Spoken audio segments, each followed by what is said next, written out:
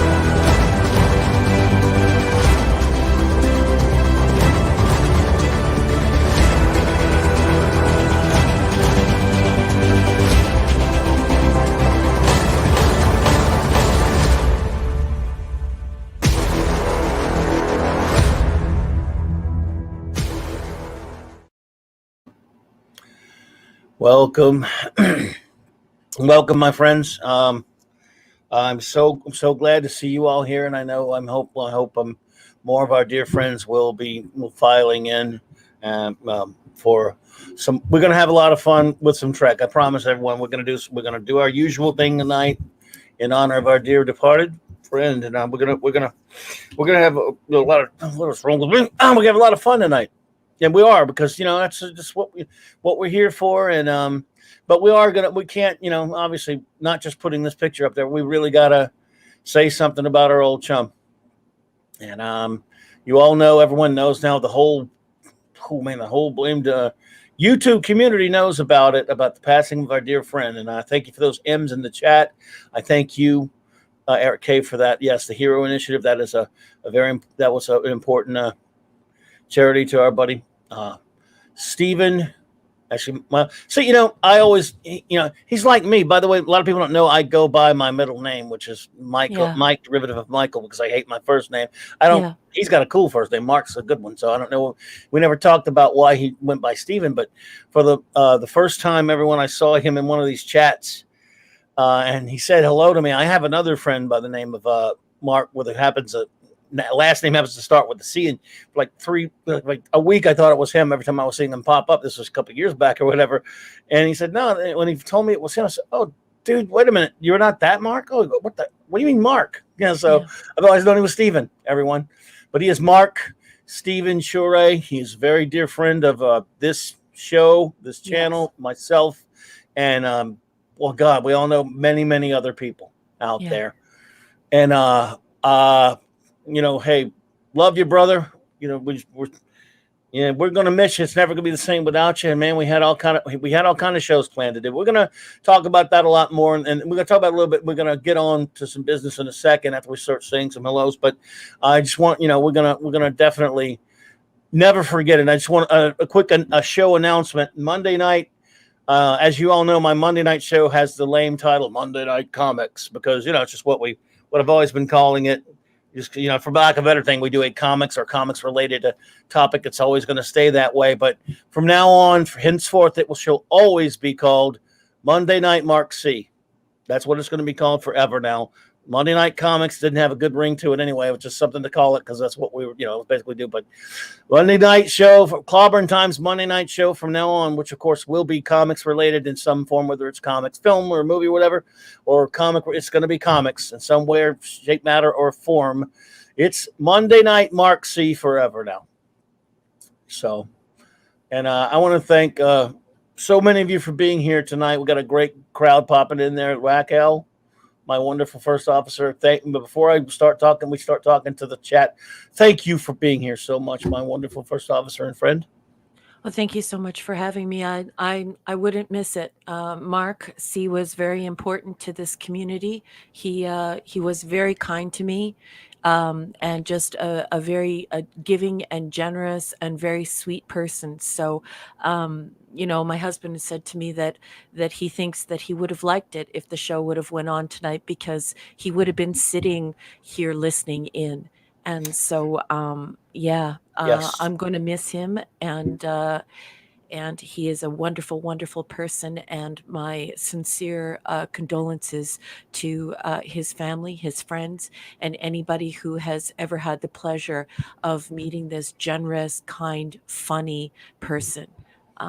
Yeah, absolutely. Thank you. Very well said. And Monday night show again will be all tribute to the great Mark C. As our good as one of my favorite people on YouTube, the great Gary at Nerdrotic, often refers to him, always refers to him, the great Mark C. And that's what he is. He is the great Mark C. And we had some great times together, some great shows together.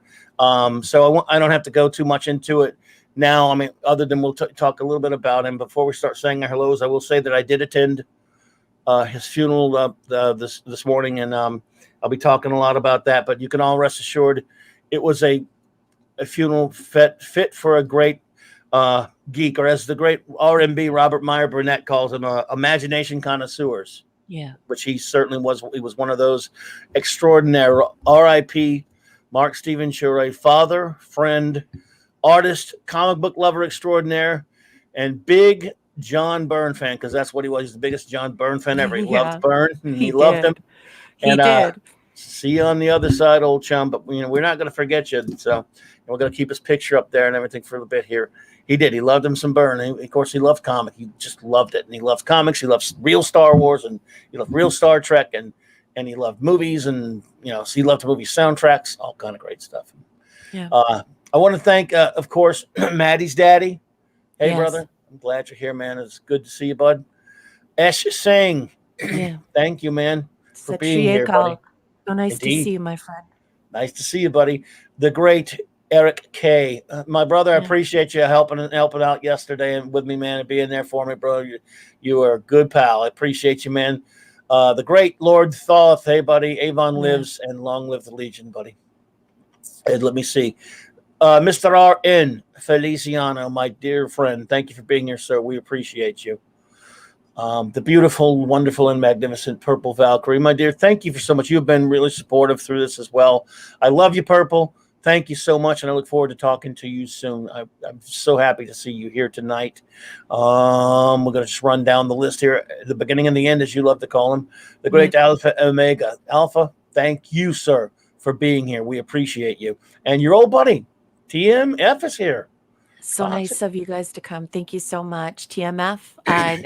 We're going to need your humor tonight. And I know Mark would have Yeah, loved it. You would have had him in stitches as usual. So let her yeah. rip. Yes, indeed. Toxic Man Blue. And of course, Scuba Pete, you're the king of the rumba beat. You're the man. And you know what? I owe it to my good bud Mark to try to knock this one out of the park like we always do. My favorite name on YouTube. Let's see if I can get this right. Hang on. Let me, I had to clear it up a little bit there. That's okay. Dr. Hercule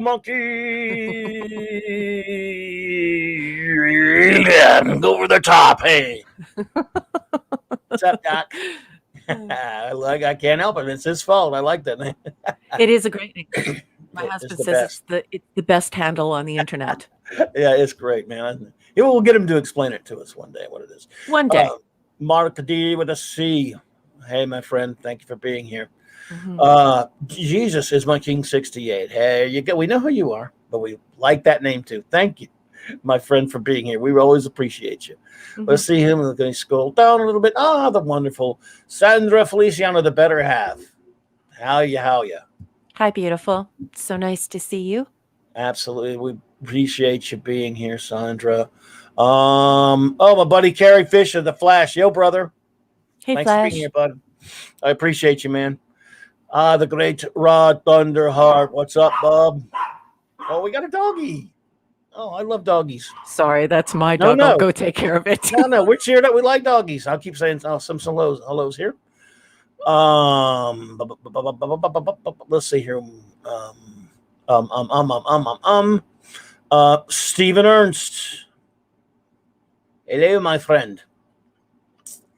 Welcome, sir. Welcome. Thank you for being here. Um, yes, indeed. That is absolutely for sure there. Thank you, Flash. Absent friends, indeed. Absent friends, so yeah, not really absent. He's with us. Let's see here. Let's see. I'm trying to get everyone. Don't worry, I will try to get anyone who has. Jed, hey buddy, Jed, thanks for being here, brother. Appreciate you, man. Thanks for reaching out last night.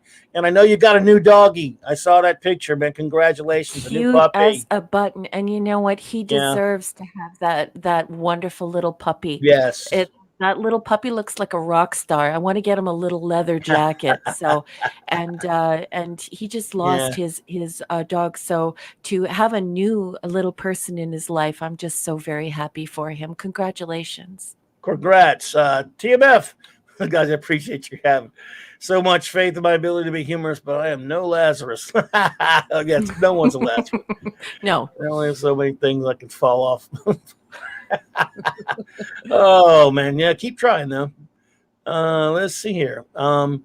Think for the moment we are covered. Anyone else pops in, we will definitely try to shout them out. Thank you again, all of you, for being here.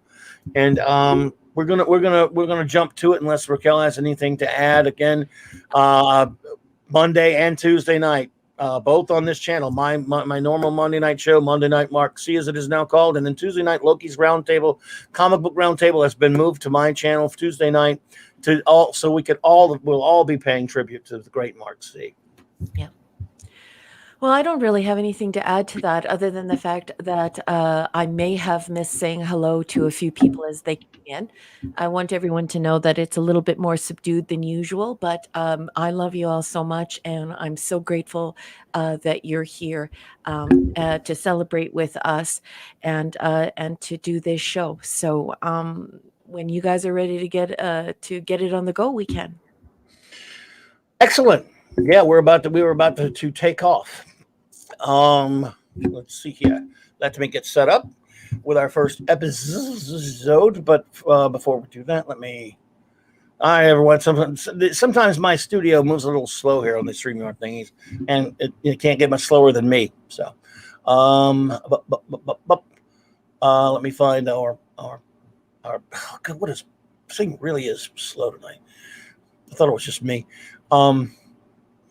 Well, if you may proceed, and we're going to start. Everyone, we have 4 episodes of Star Trek, and if I don't get an A out of Lord Thought tonight, dude, I'm calling you out, brother. At least one, man. He's the Ebenezer Scrooge of grading this kind of thing. So if we can squeeze it out of him, we're gonna try.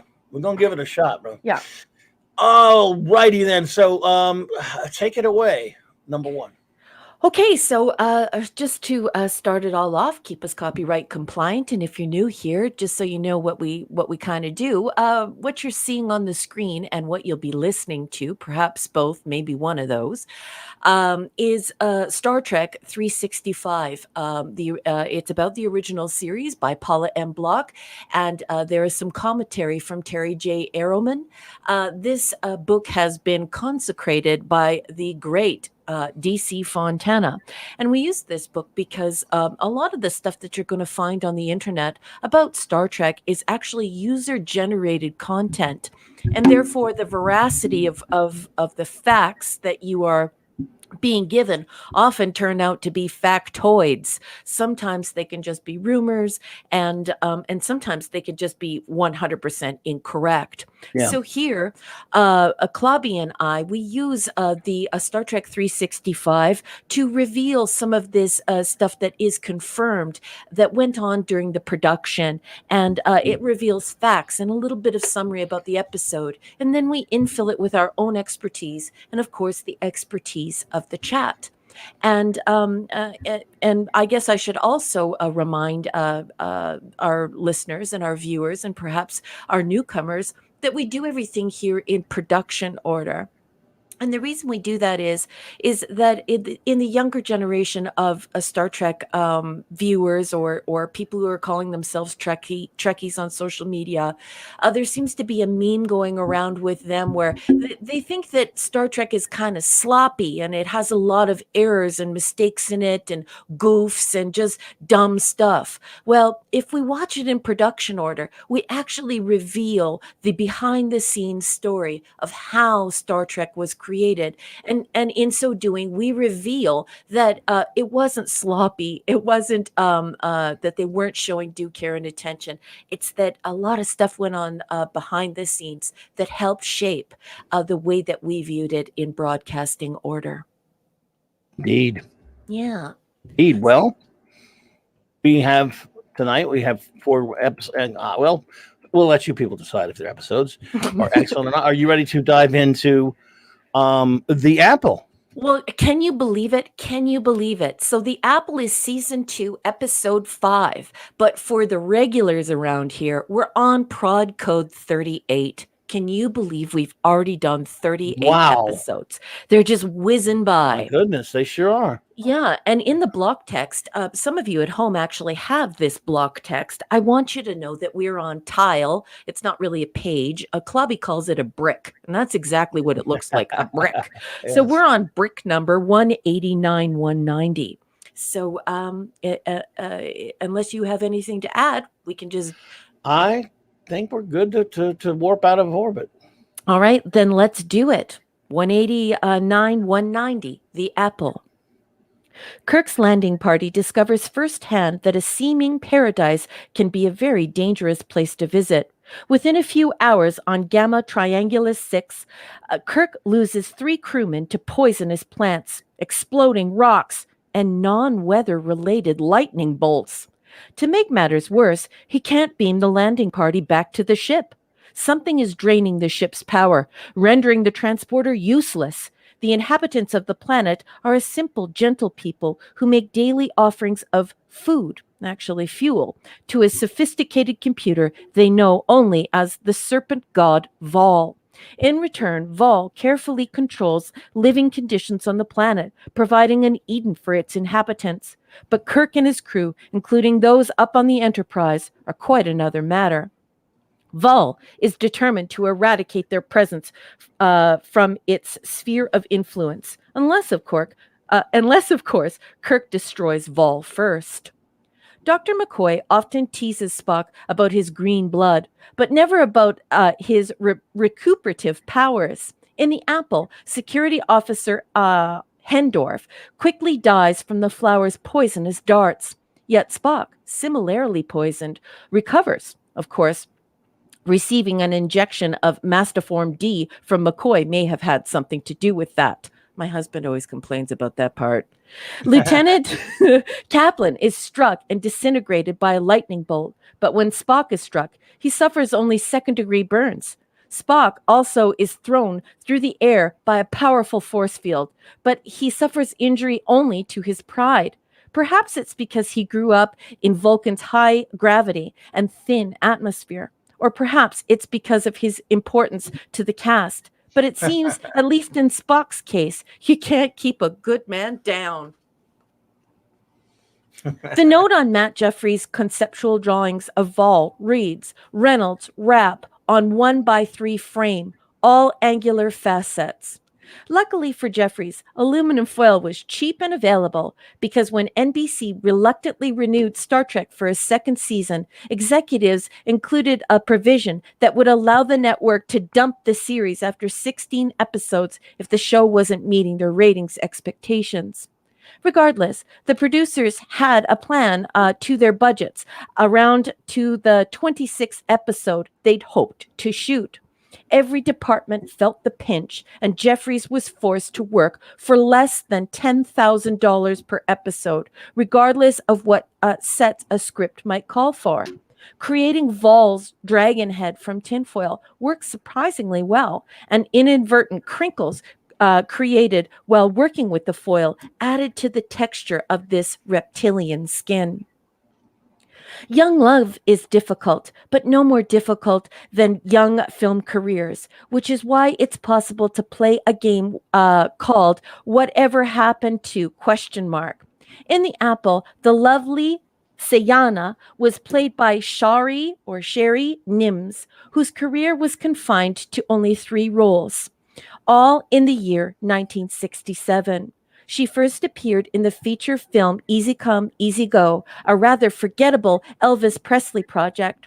Shortly afterward, she played Sayana in The Apple and later appeared unaccredited in an episode of The Wild Wild West before apparently changing careers. For an actor who played Makora, however, Hollywood had other plans. He'd already appeared in Flipper and I Dream of Jeannie before stripping down for his one role in Star Trek. Literally. He spent the next 2 years co-starring in Here Comes the Brides and subsequently took on dozens of roles in series ranging from Ironside to Murder, She Wrote. But perhaps viewers best remember him for the character he played on television from 1975 to 1979 and reprised in a feature film cameo in 2004. Both the series and the feature were titled Starsky and Hutch. Yep. The character was Detective Ken Hutchinson, and the actor, David Soul. And that is all the block text has to say about The Apple. I have some notes, but I'm going to throw it over to Clobby. What did you think of Block's coverage? And do you have any thoughts on this episode? Again, this is I like parts of it here, and it's not one of my tops or anything like that. I think there are a lot of interesting things about the concept. Of course, it does work on on a pretty good level with some of its concepts or things like that. In terms of the idea is sound. It is I think it is an interesting story. And of course, yes, David. So I liked Starsky and Hutch. I was always a fan of that stuff. I remember later after seeing this one, I was, hey, that's Hutch. Wow. And he's also in Salem's Lot. He was in a few things. And I remember Here Come the Brides too.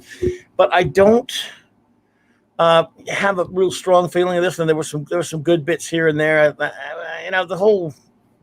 Well, I love the lady. Was that Celeste Jarnell? What was her name? What was it? Which one? I was thinking of the yeoman. Celeste Jarnell or whatever. Yes. Celeste Yarnell, yeoman Martha Landon. She is stunningly beautiful. Yes. What a beautiful young woman. Like just she'll knock you on your butt. Beautiful woman. Oh yeah. I mean, she was quite the looker, and she was. I think she's been to a lot of cons and different things like that. If I'm going to say, she's like real kind of active with Trek fans and stuff. On the whole, I find this again, I don't have a whole lot of strong feelings toward it one way or the other. I find it a pretty interesting story. I think it's solid in Trek in Trek ideas anyway. I like a lot of the stuff with the arguments over the prime directive between Spock and McCoy and some of that stuff. So it's a. My good buddy Flash. That's right. I forgot about that. He interviewed he did a show he used to do way back when. There you go. Oh, I forgot about that, dude. Did you swoon? Nice. I hope you were swooning. Oh, she's swoon worthy. That's for sure. He can't admit it, but he did. He's married. He can't admit it, but he yeah. Okay. But yes, I find Chris Persia. Good to see you, my friend. Thank you for being here, buddy. Hey, Chris. So good of you to come. Thank you so much. Nice to see you. All right, absolutely. Good to see you, bro. So I found it a fairly solid, fairly entertaining episode, but it was never one that I was, super pumped up about. If you take my meaning, So that's all I really have on that one.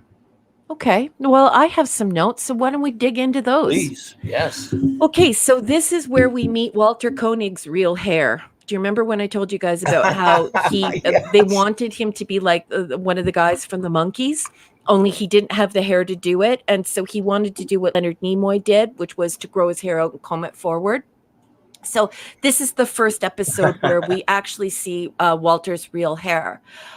This is if you are playing Star Trek trivia, please know this is the largest landing party to date. Okay, so Oh keep that yeah. in mind. The largest landing party to date. Keep that in mind, folks. Vol's worshippers use a gesture very similar to the greeting on Ferenginar. So if you are seeing the same Ferengi hand gestures, perhaps they have been to this planet and worshipped Vol. In the original script, Vol was to be completely destroyed. However, the prop department refused to allow it. Now, you're going to read all over the internet that Vol was paper mache. And that's one of the reasons why I don't like this user generated stuff, because it's not confirmed. And people just make guesses, or it can be wrong. So anyway, if here in the block text, we learned that it was actually aluminum foil. So kind of the same thing your mom wrapped the meatloaf with is what Vol was made out of. So the prop department had to put a lot of work into it. And perhaps it had paper mache underneath, but it's very important to realize that we are now reduced to $10,000, fewer than $10,000 per episode. And yeah, so this was an issue. So the prop department actually complained and said, you cannot destroy Vol. So somewhere Vol is still alive because the prop department said, F you, you're not ruining Vol. If you are playing Star Trek trivia, I want you to know that Raquel's red dead count on this is 4. It is 4. Another thing that you should know is that this is the episode, season 2, episode 5, production code 38. The apple begins to reveal exactly the nature of the nacelles or the nacelle separation from the ship. Some of my favorite quotes in here, I wrote them down really quickly while watching the episode, so they're kind of messy, so bear with me, folks. You know how much Starfleet has invested in you, Kirk says to Spock when he goes in front of the darts and saves his life. And then he starts to say 100th. And of course, he stops him. And then, of course, force field, Kirk says to Spock. And Spock says, obviously, with googly eyes. And of course, when McCoy finds out there's no sex, he just turns around and says, well, there goes paradise. Yes. Celeste Yarnall, Yeoman Martha Landon is an outstandingly beautiful young woman.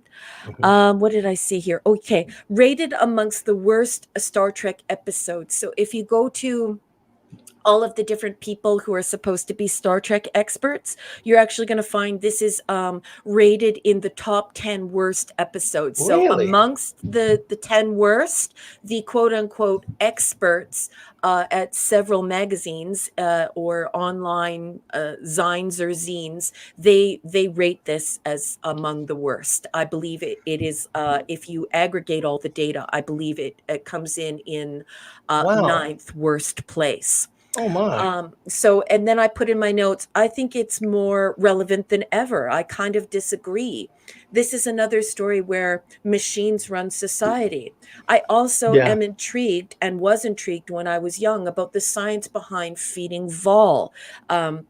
You know, of course, people can think about what it's like to run a car off of French fry grease from fast food joints and stuff like that. So I was very intrigued by that when I was quite young.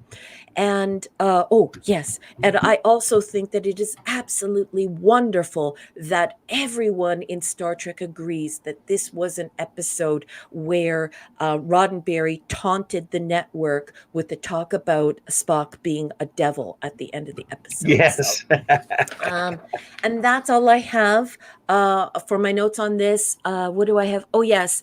For the people who are always worried about potato, tomato, tomato, you will hear Spock say Val here instead of Vol.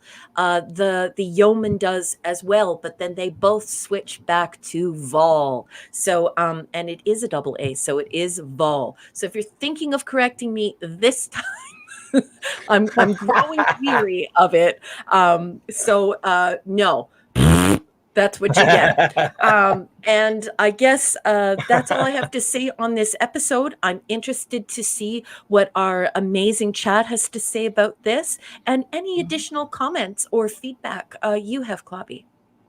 Well, again, I think that's way out of line having it in the top 10 episodes where they think. I mean, most of the third, almost most of the third season is worse than this. In fact, I don't think it's bad at all. I think it has it's an interesting story. I would consider this one of those not so much middling. I don't mean that this is an insult. Star Trek is so great. A middling episode means a fairly solid, interesting story. I don't think it was a great one or anything like that, but I think it's got like you just pointed out some very good character moments, which are always important to Star Trek.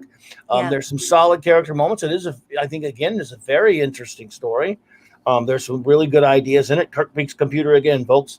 You can't irresistible Kirk beating up a computer. We like that. Mm-hmm. And then there was it's got a lot of quintessential Star Trek in it. It's got a lot of great character stuff in it. And I do love, particularly do love the end. Is there anyone on the ship that even remotely resembles Satan?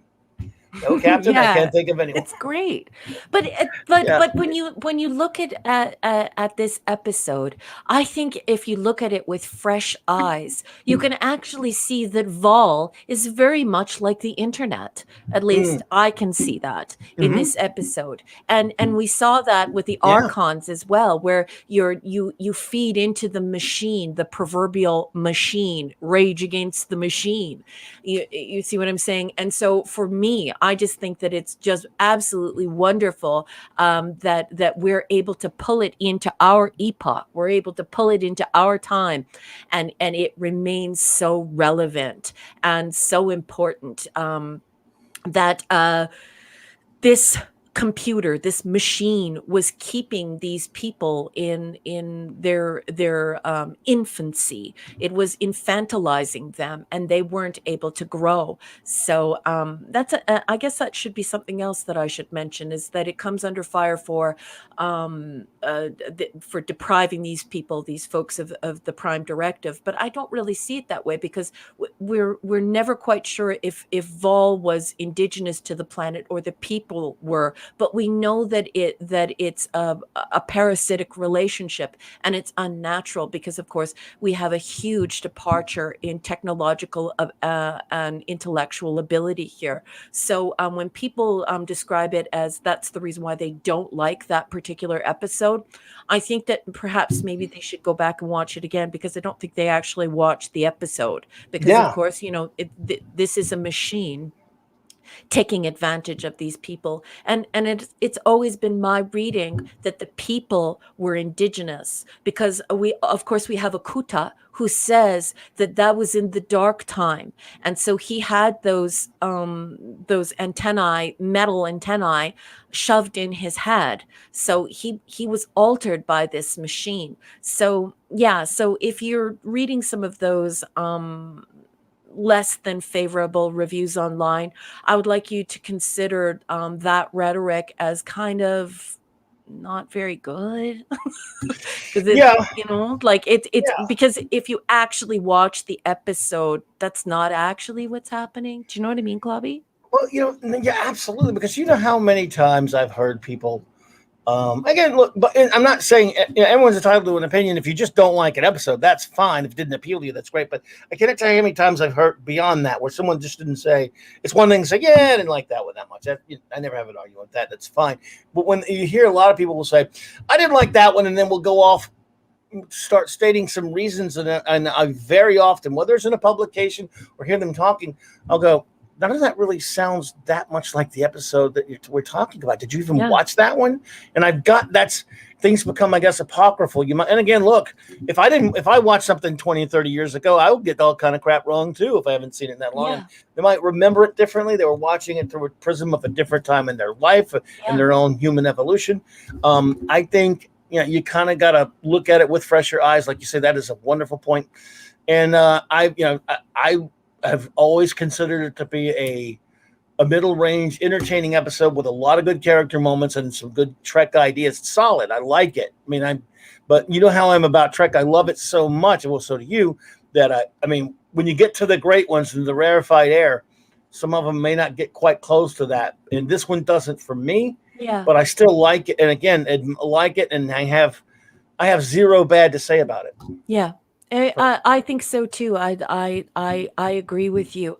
And I just wanted to add here something before the chat gets too far away and I lose it. Scuba Pete has been to Israel, and he saw Baal. I hope I'm pronouncing that correctly. At the base of Mount Hermon. So yeah, it's a part of the Jewish faith, then maybe, or maybe it was borrowed from the Jewish faith. That is a wonderful, wonderful comment, Scuba Pete. And now that we're all sort of cheering up a little bit, and we don't feel quite as down, and now we're getting into a celebratory mode, I just want to say, Scuba Pete! Scuba Pete, he's the king of the rumba beat. You know, I do want to make another point that I didn't really think about that. I kind of mentioned that. I skipped by it a little. What Mark did with the Sea talks about here. Again, aside from some really, really, really good script moments for the characters, I really did enjoy or find fascinating and intriguing this debate between McCoy and Spock. Yeah. You know, this argument about the Prime Directive. Yes. So that's one of the things, that's a highlight of this episode for me as well. Mm-hmm. Yeah. So, I also love that in that dialogue, every single time he says freedom, I want you to insert the naughty word when people share their naughty bits with one another. That's the word that I use when they're having that conversation with Kirk's like, freedom. You're going to learn to enjoy it. You're going to learn to like it. Yes. I don't use the word freedom there, and it's quite funny. You should try it. It's hysterical. Freedom? We're not to that episode yet. Well, I guess it is time for us to, I will get your rating, I'll give mine, and then we will ask our lovely chat to give their ratings of the Apple. Okay, so for me, because I know that that people have been hypercritical of this episode, and I find that their rhetoric is problematic. And when you look at it through the fresh eyes of looking at the internet and its power and the relationship man has with machine, and a benevolent dictator, and the benevolent danger of things like social media and corporations and machines. I think that if you look at the Apple with fresh eyes and you address the crappy rhetoric that is sort of attacked it in kind of a half-hearted, mostly inaccurate way, I was feeling super generous and totally went with an A- because I was thinking the same thing as you, Clobby. I can find nothing fundamentally wrong with this episode. It's a solid. Okay, it's like the Archons. Yeah. It's a solid, and you get the story, and it's really good, and there's some great dialogue in it, but it doesn't sing to me. But I'm not going to punish it for not being outstanding, because as one of our wonderful community members said last week, y'all are spoiled. And yeah, so when I look at it that way, I want to be more generous with the Apple, and I love that it is still relevant today. So yeah, solid A- for me here on this one. Excellent. Well, I'm going to go with a strong B again, because there's so many. It has, you know, everything you need from a quality, you know, solid Star Trek episode. It has the ideas. It has the great character interaction. It has some, and there's, of course, we should, you know, some good stuff, some good Scotty stuff on the bridge. I always like that. That's always, you know, I always point this out when we talk about these episodes, whether it was Metamorphosis or you know, Taste of Armageddon or whatever. I always like Scotty on the bridge. I always like Scotty, you know, dealing with Kirk over the communicator, stuff like that. Scotty, you're fired. You have to fire me, Scotty. You're fired. Yeah, and I love you're rehired, Scotty. You're rehired. Yeah, some great interactions between them. So I'm gonna go with the B as well. And now, chat, please. I hope I'm starting at the right spot, because I always like to get you to go after we give ours. Please Yes. give us your ratings of the Apple.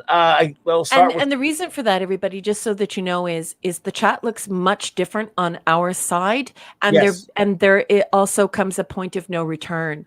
So that's why Yeah. Clobby likes to do that. Let's just take a beat here. Scuba Pete at 40 minutes past the hour says Baal was actually a pagan god before the Jews. It was an altar carved into the rock at the bottom of the mountain. Most fascinating. Yes, Scuba Pete. What a lovely Oh. little tidbit to bring to the table. That Okay. is just wonderful. Now I'm going to do a crap ton of research and find out if that was where we got Vol from. So I'm going to look Wow. at the etymology of Vol and that double A. I'm going to find out where it comes from and see if you are correct there. That is a great connection be. that I will investigate the veracity of. But what an offering, Scuba Pete. Scuba Pete!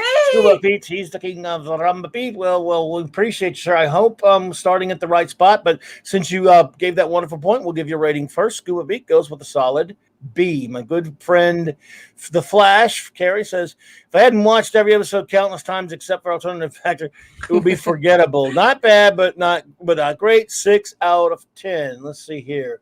We'll check some ratings. We have ratings. I will say this, even in the awful Star Trek episodes, the writing really comes to force with some amazing. That is absolutely true. Even in an episode that you may not like as much, it's always some quality writing because of the quality writers. Lovely.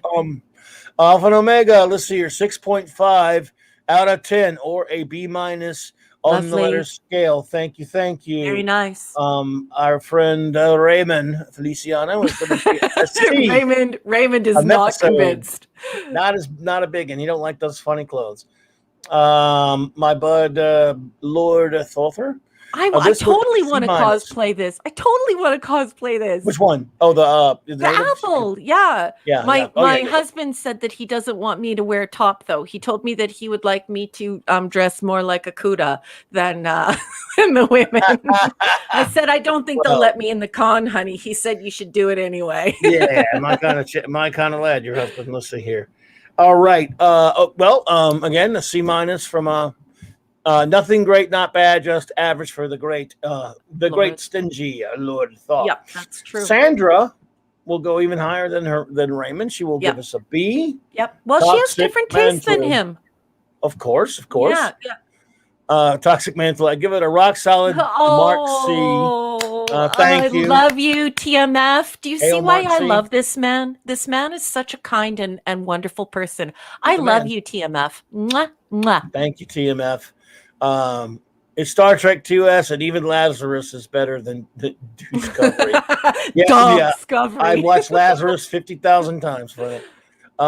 Jesus, C- 7.3. Yep, episode. That's not a bad. But my rhetoric didn't work. I wasn't able to raise those ratings. You did okay because again, this crap about putting it in the top 10 worst or bottom 10 worst. Yeah, I think it's a little harsh. Yeah, I think it's a little asinine. harsh. No one's so far said it was horrible. Ball was okay. We already got that. Yes, we did. We did. Thank you, Scuba Pete. The good H. Edit K. B. The lovely ladies bring it up from a C+. I love you. Cheating. Damn it. No, I love him. That is exactly. And I think the same way. Like if there's an attractive guy and there's some nice naked chests going around. Yeah, I agree. Eric, I love the way you work, man. I love your modus operandi. They're hot chicks in the cloud minders, dude. Come on. Mark the D with the C. B-. Okay, what do you say? 3 out of 5 10 dragons. Typical Kirk versus the Machine. Yes. It is typical, but I like Kirk versus the Machine. Despite the hokiness of the characters, the charm is the interaction between the crew and the debate on what makes man or humanoids free. And by the way, I just want everyone to know that Mark D with the C doesn't talk like that. As far as I know, I don't know. Maybe he does. Mark D with the C, excellent comments as usual. I always set the bar really high for you, and you always deliver. Love you. Great comments. Oh, Stephen Ernest. Good evening, fine sir. Stephen Ernest, C. Just quick interlude there. Mark D with the C and Dr. Harky Monkey. I did get your Twitter DMs about stuff, and I really appreciate those. I haven't had a chance to respond to them yet, but thank you so much for your kind words, and I appreciate you. C or 6 out of 10 for Stephen Ernest. Thank you, Stephen. Let's see if we got any more. Ace just walked through the door. Ace Cast Iron. All right, we'll get to him. Sir. We'll get to him there. Sandra, we got you a B from you. Let's see. I'm trying to make sure. She says we do have different tastes, but he is quite tasty. You guys are the most romantic power couple. You guys are the cutest. Long live the Felicianos. I love you guys. I give it Mark D with the C. So I don't know if you. Well, Matt, dude, I'm confused whether you're giving it a D or a C that way, brother. But you do you, as the kids say. No, it's D, but it's for Mark C. But he didn't put K. Okay. That's all. He I'm almost so got confused. it perfect. It's a little confusing. It's because there are a lot of Steves and Marks. These are the Steves I know. These are the Steves I know. Well, I was wondering when we were going to get that. We missed it. Oh, here we go. Oh, God. 1701D for the great Ace Cast Iron. Yo, buddy. Not a fan of the episode. Thanks, bro. Appreciate you. Parrothead's here. Welcome, sir. Parrothead. Good evening, fine sir. Mwah, mwah. Welcome indeed, sir. It is great to see you, my friend. Let's see here. Who else? What else we got? Any other ratings, my friends? Just making sure. Just wrapping up here. I think TMF. Can we just put up his one funny one? I know we already gave his rating. I gotta find it. It's at 46 minutes past the hour. Oh, there we go. Oops, see, once it slips on me sometimes here. Gonna give it 72 out of 100 SPFs. Sun protection factor. Love it. Ash, if you're out there, bro, you may have been big. Of course, it's very late over there. I hope you're getting some rest, maybe. But didn't get a rating from Ash that I know of, but that's okay, Ash. Ash, hit the monster drink. Hit the monster drink Yeah. and come back to us, Ash. We love you. Yeah, man. We're just making sure that you're still with us, bro. I think I got. Okay, I guess we got everyone. So everyone. Okay. Well, I appreciate you, Parrothead. It's good to see you, my friend. We appreciate. I was just checking, making sure I got everything. My ducks in a row here. Oh, I'm sorry, Dr. Herky Monkey. See, it's slipping on me sometimes. Where did Dr. Herky Monkeys go? We don't want to leave Oh, Dr. Herky. he put a little bee. Dr. Herky Monkey. He's the man. You are the man, Dr. Herky Monkey. Well, I don't want to cast rolls. Plus. I don't want to push rolls on you. You are the person. So I don't know. What's that now? Let's see here. Oh, Ash just rolled in at 48 minutes past the hour with his rating and a little message. On my way. Looking for it. I'm scrolling. I got to scroll slow, my buds. It's okay. It's right at the bottom. Oh, Parrothead just it's all right, buddy. Let's see here. There it is. I got you, bro. No problem. No problem, man.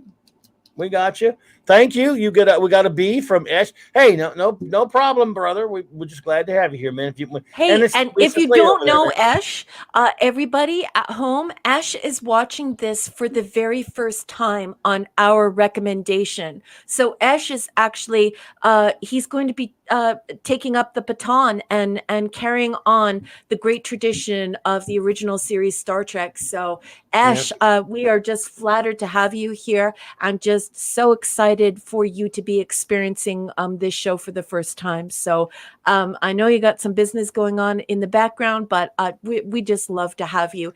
And thank you so much for giving us the rating. Mwah! Appreciate you, bro. Okay, well, here's what I've really been looking forward to all year, to be honest with you folks, because full disclosure up front, just so you know, there's going to be no suspense here, folks. The next one we're doing is my all-time favorite episode, so you already know my rating. Everyone knew this. Is my goddamn favorite. I love it. So, without further whatever, hey, my cousin. Hey, cuz. Dave, Raymond. I used Red Matter to get here. Dude, good to see you, brother. Appreciate you, man. I'm glad to see you popping in, buddy. No, it won't be no, this won't my opinion on this one will not be unbiased. Not on your live, Charlie. Okay, our next episode is, well, are you ready?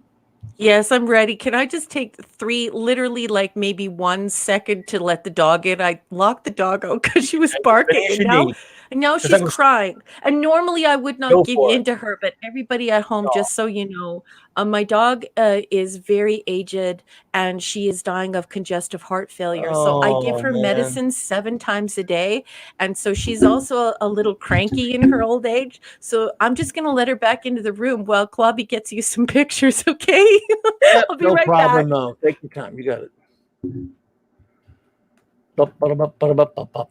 Come on in. Everybody heard you. Doggies. Okay, I'm back. Sorry about that, everybody. No problem. We love doggies. We love doggies. Okay, so we're on Mirror Mirror. And if you're unfamiliar, Mirror Mirror is season 2, episode 4. So season 2, episode 4. But we go in prod code order around here. So we're on 39, if you can believe it, people. 39. And in the block text, we're on tile or block number. Block and block and block. We got lots of block here. Block, 193. Yeah, block. What is block? 193, 194. So without further ado, let's get down to business. An ion storm creates a transporter malfunction, swapping Kirk, McCoy, Scotty, and Uhura with their counterparts from another universe. The mirror universe has the same technology as their own, but the civilization there has evolved along quite a different path. Enterprise crew members there rise in rank by practicing intimidation, assassination, and Kirk is expected to execute anyone who challenges his authority, including the Halkans, the peaceful inhabitants of the planet below. As Scotty searches for a way to get to the landing party home, Kirk attempts to save the Halkan populace, but can he do so without forfeiting his own life? Sometimes Block writes very strange sentences. Okay, viewers seldom get to find out what happens to the characters in the television episode after the final credits roll. Fortunately, Star Trek is the longest-lived franchise in television history. With 5 series following in the flagship's wake over the decades, it was inevitable that at least one of those shows would pick up the gauntlet from where Kirk tossed it at the end of Mirror Mirror. And in 1994, Star Trek Deep Space Nine did.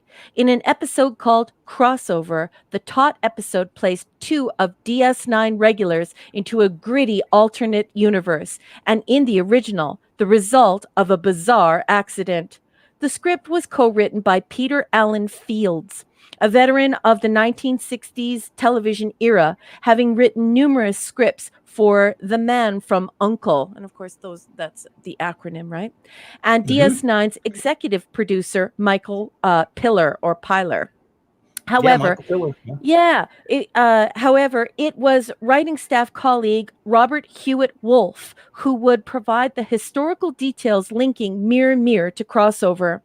I came up with the idea that the Mirror Spock took over after our Kirk left their universe, and that turned out to be a mistake, says Wolfe. Empires aren't usually brutal unless there's a reason, internal or external pressures that cause them to be that way. And the reason in this case was that the barbarians, a fierce alien species who opposed the Terran Empire, were at the gate. Under the Mirror Spock's more peaceful reign, the Terran Empire no longer kept things in tight check. As a result, its enemies joined forces and took the Empire's place in dominating the galaxy, enslaving most of Earth and Vulcan's people at the same time. It seems that no good deed goes unpunished, Captain Kirk. Have you ever wondered why the Starship Enterprise almost always flies from left to right across your TV screen? After completing the show's 2 pilots and receiving the green light that allowed them to go to series, Star Trek producers decided to retrofit the 11-foot model of the ship by adding more running lights. This was long before the use of space-saving fiber optics for such purposes. So the only way the technicians could accomplish the change was by drilling numerous holes into the model and running electrical wires through those holes. The model makers drilled from one side to the other, which meant, of course, that the port side of the ship was riddled with perforated was riddled and perforated by wires. And was rendered forever unusable for filming. For the rest of the series, whenever the Enterprise was depicted flying right to left, viewers were almost certainly looking at footage from the second pilot, Where No Man Has Gone Before. And it's easy to tell. Just as Mr. Spock looked different in that episode, so does the Enterprise. The version of the 11-foot model has a taller bridge dome, a bigger sensor dish, and unlit nacelle or nacelle caps, louvers on the back ends of the nacelles, and of course, fewer running lights. The producers opted to use this footage in mirror to visually suggest the landing party's trip to the alternate universe. Viewers see the ship traveling left to right as usual, then following a jarring series of quick cuts, they see the ship orbiting from right to left. And although viewers' eyes interpret it as the same ship, or at least the mirror universe version as the same ship that was flying from left to right, it's actually the one from Where No Man Has Gone Before. Years later, when the 11-foot Enterprise model was presented to the Smithsonian Institute, the damage done by Trek's well-meaning, hard-working techs was finally repaired as a major restoration. Please see spreads 359 through 361. So I'm reading that out so that everyone knows that in the block text there is a lovely presentation of the restoration that was done to the Enterprise. The Spock in our universe once described the Vulcan mind meld as a highly personal thing to the Vulcan people, although he would perform mind melds with many different species and even a few machines. Spock virtually always asks permission before pressing his fingers against the head. The reasons are twofold. For one thing, melding always carries a risk. It can be physically draining to both parties, even painful, and when linking with a dynamic mind, there is a chance that one or the other individual might find it difficult to quote-unquote let go. The other reason has to do with ethics. When a link is forced upon an unwilling individual, there is a little moral distinction between the mental duress of the melder causes his or her victim and an act of physical violation. Because of the savage world in which he exists, the Mirror Universe Spock has no compunction about forcing his way into McCoy's mind. He needs the information, and he needs it now.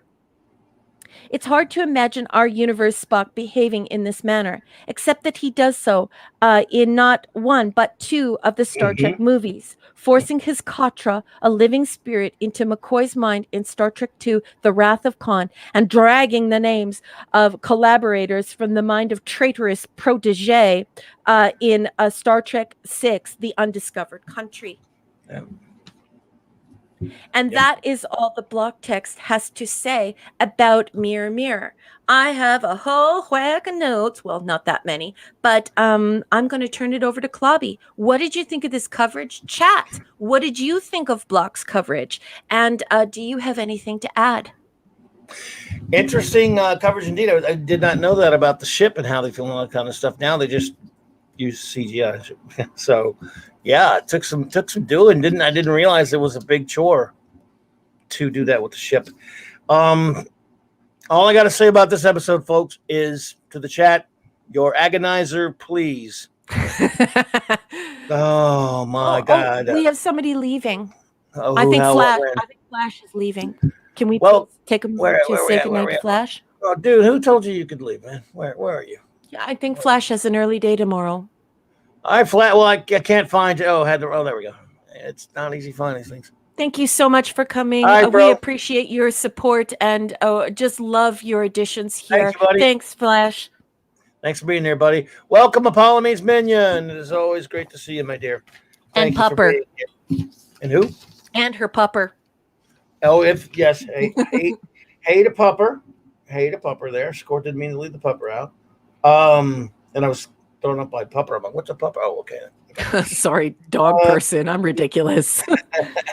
Um, okay, well, you all might have guessed I love this episode beyond belief. It is my favorite all-time episode. Jerome Bixby's brilliant concept and idea. Plus, it starts off with, by the way, Vic Perrin as leader of the Halkins, as the voice from the inner mind to the outer limits. Yeah, he's like Vic Perrin again. Yeah. Oh, he's all over Star Trek, wasn't he? Tharn. Yeah, he was all over it. I love him.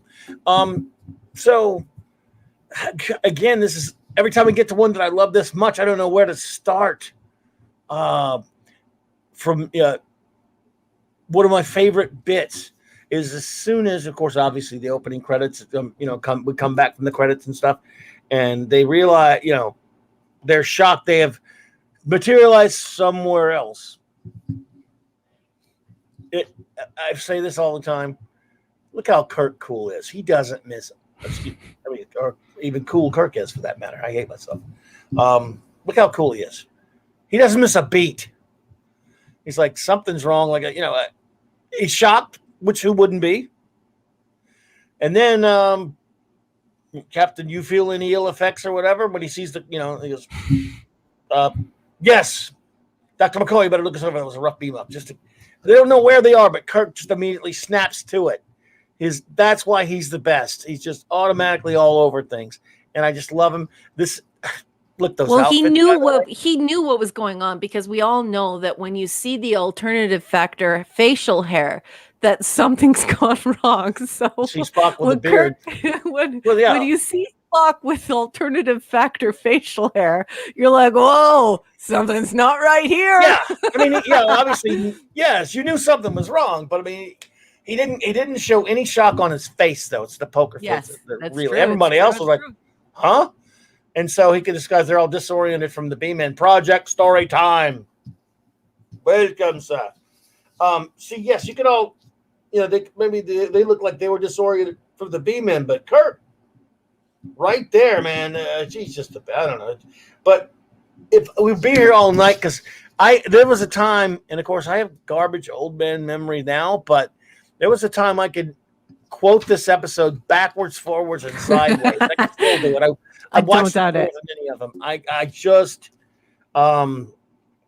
where to begin? The outfits right away. You're like, God, these mirror universe outfits, especially Uhura's.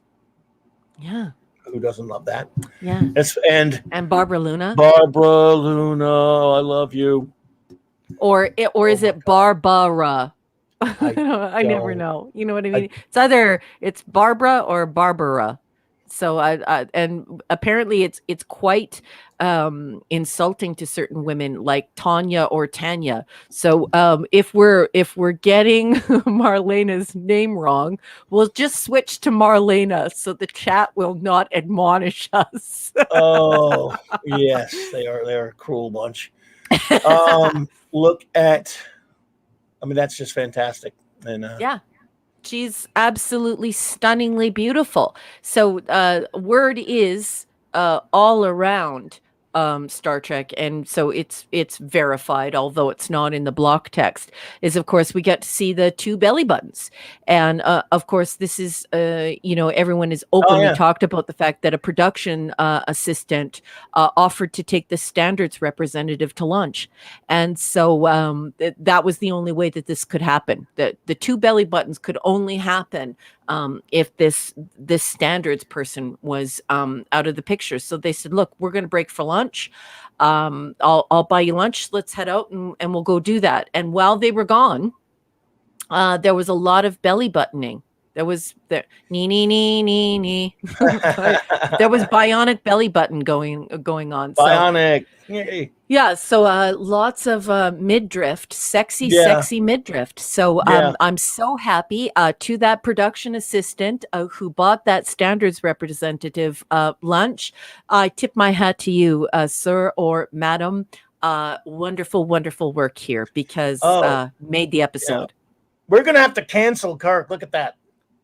Cancel culture will go after. Look at that supremacist there. So Yeah. damn it. It's just so damn cool in every bit of. Let's see. I'm trying to think. Collect myself a little bit. I love how well I love it when the attempted assassination on him at the beginning. Yeah. Where the kid, they actually didn't give his name, did he? They get Chief Farrell, but they didn't give the kid's name. Who the guy saves him, and he says, all right, you're working for me, a commission. I just love the scene. But again, this is Kirk adapting. He knows he's in a savage universe. They've learned some things about their situation. Not everything yet. This is before they really learn where they are, but he knows enough to know that they're in trouble, that this is some pretty dangerous stuff. This is a savage type of a universe. And so I'm already hooked when I first saw it. I'm already intrigued. I'm already loving it.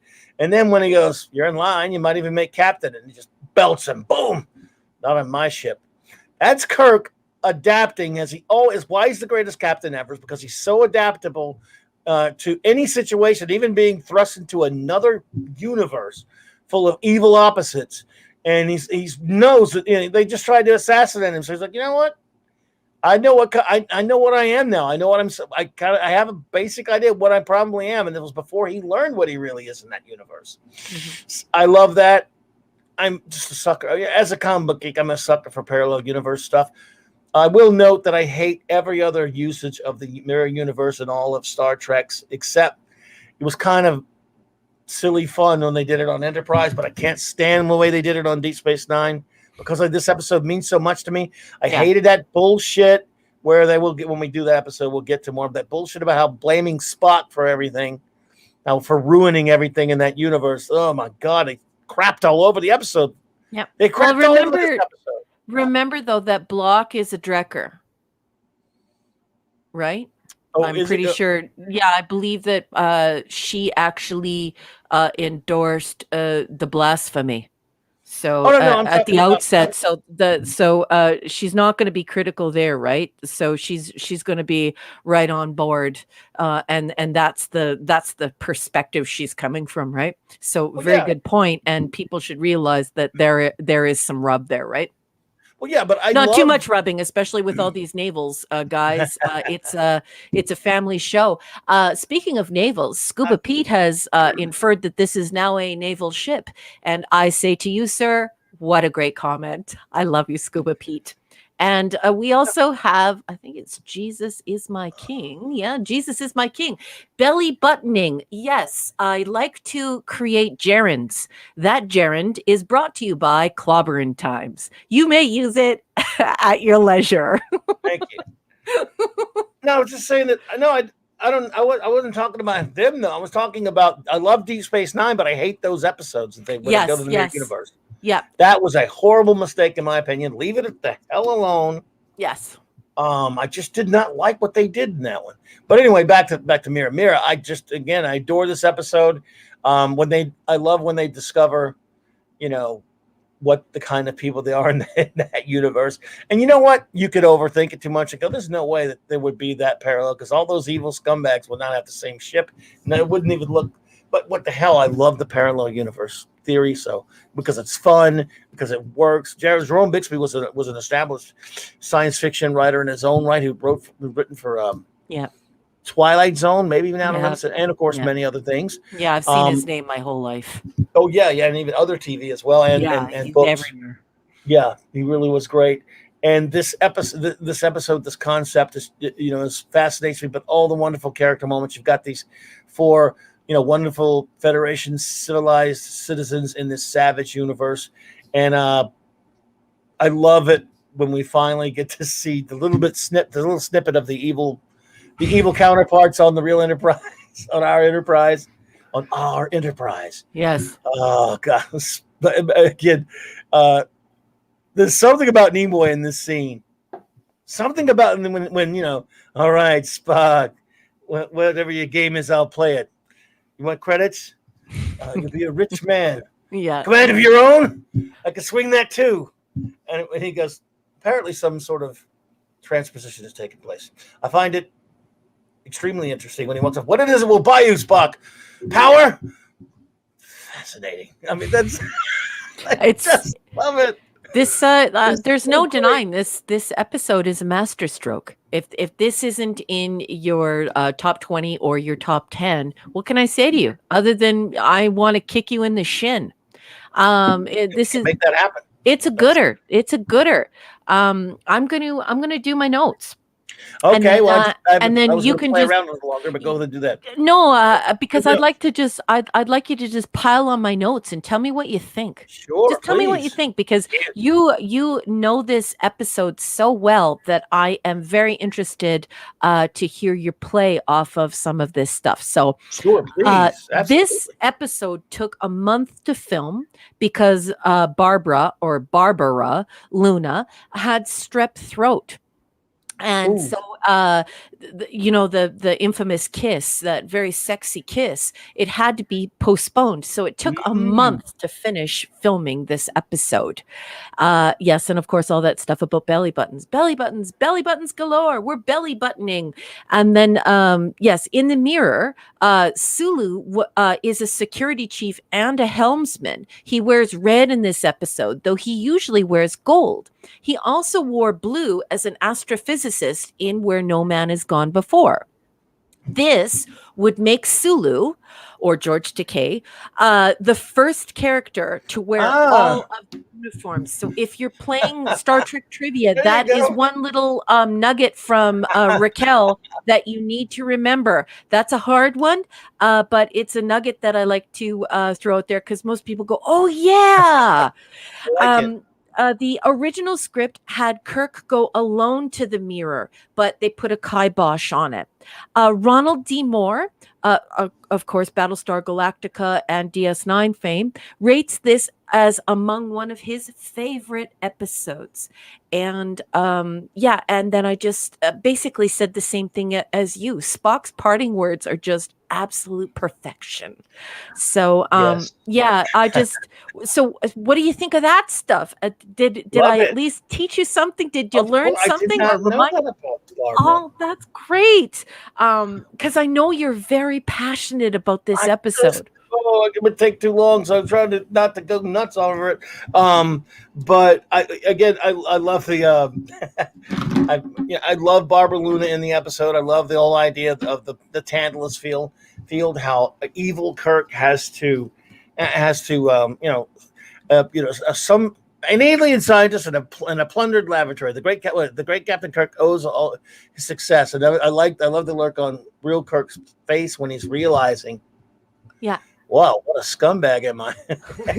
Jesus Christ, am I that bad? I'm horrible, but he's supposed to be the antithesis, so that is the point. I can never get enough of that. Let's see here. What is it? I want to cancel Kirk again. Let's cancel him. There we go. Canceling Kirk again, folks. Yeah, Lord thought that 12 minutes past the hour. He says, I thought Sulu was a botanist, not an astrophysicist. Yeah, I thought the same thing. It was a hobby, though.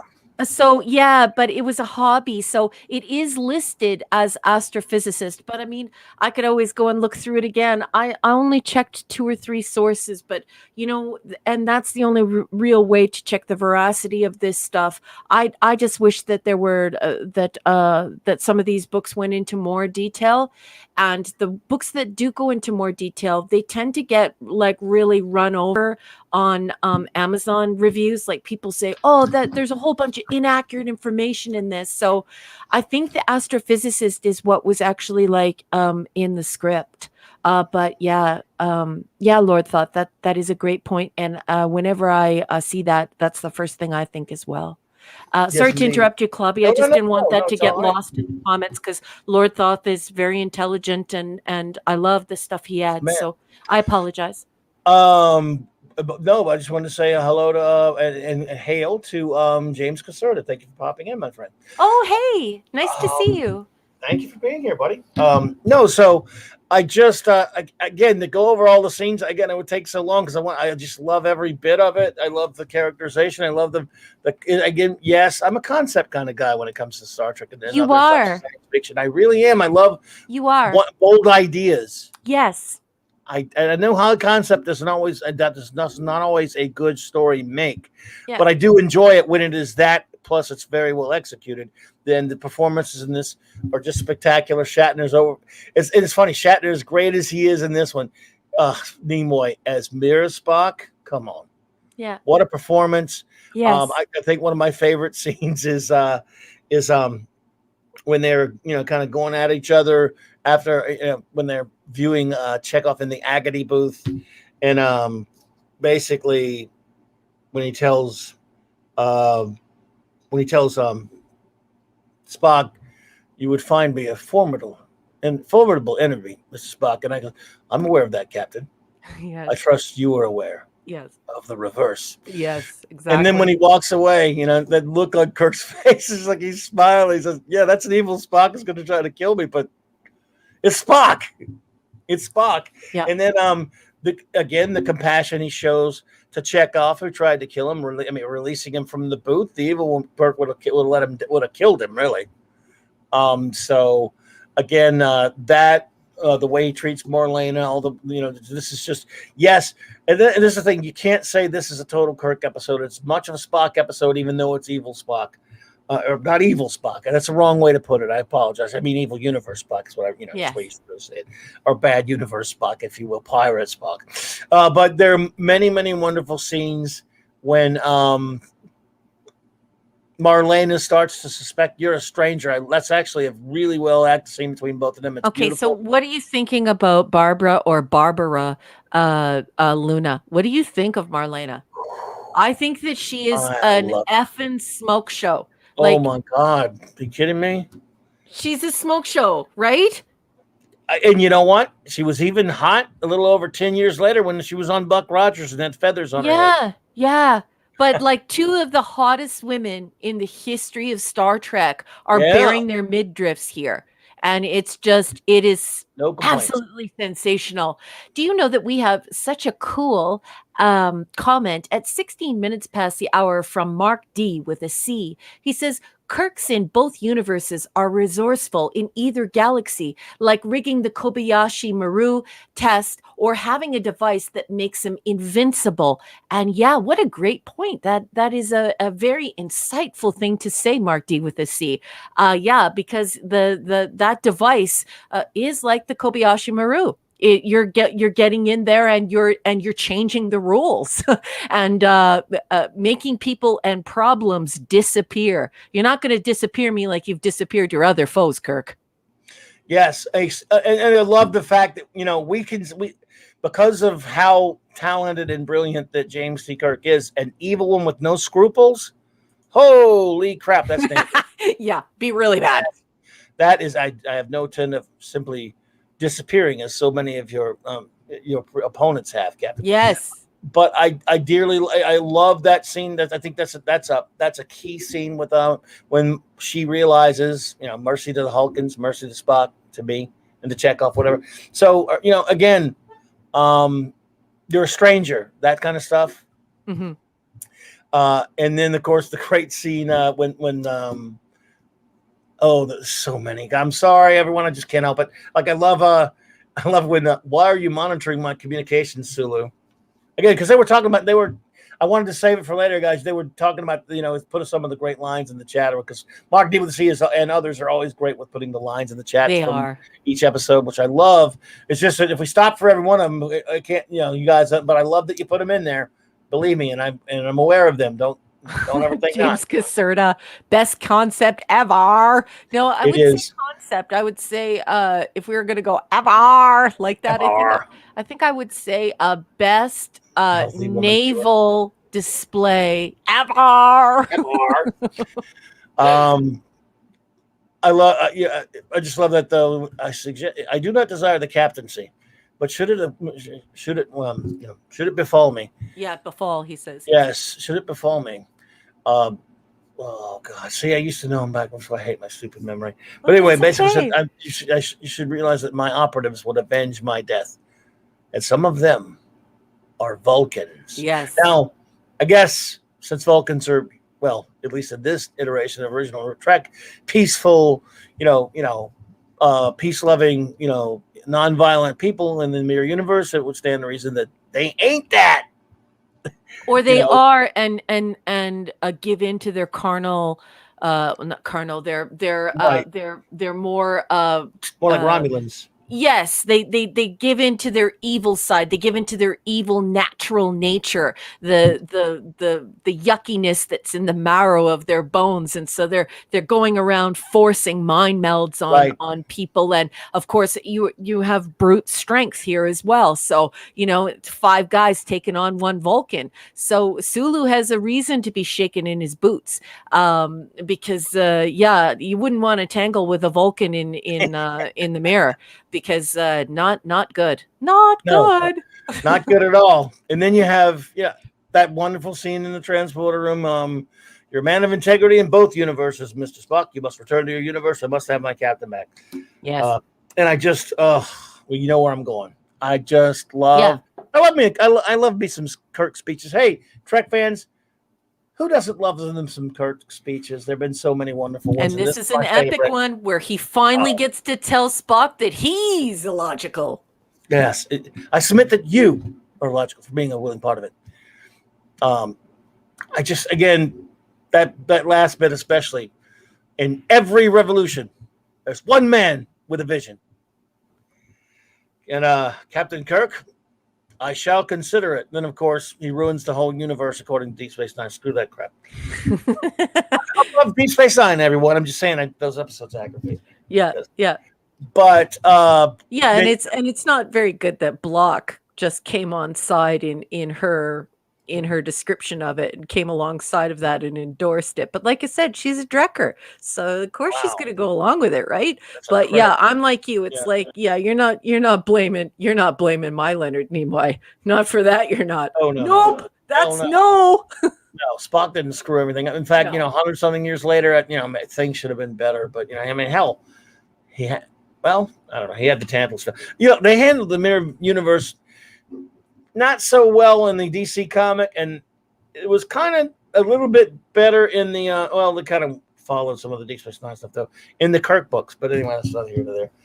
I do love that they call it the Tantalus weapon too. Like, I think that's Tantalus Field, yeah, yeah, yes, Tantalus It's Colony. I guess yes, they got it. exactly. So so I Right. guess it was like a Spinal Tap. You know what I mean? How there's like setting 10 wipes your brain and turns you into a zombie, and you Yeah. just have like goo for brain. But if you go to like setting 11, it just like you Yep. just disappear.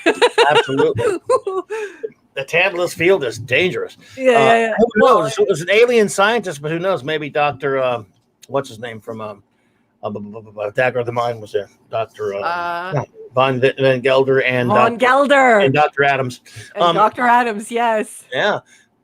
So, yeah, and again, of course, a fun little scene at the end where where where they're teasing Spock about the beard and all that kind of stuff, and goes, "Indeed, gentlemen, I had an opportunity to observe your counterparts, as well.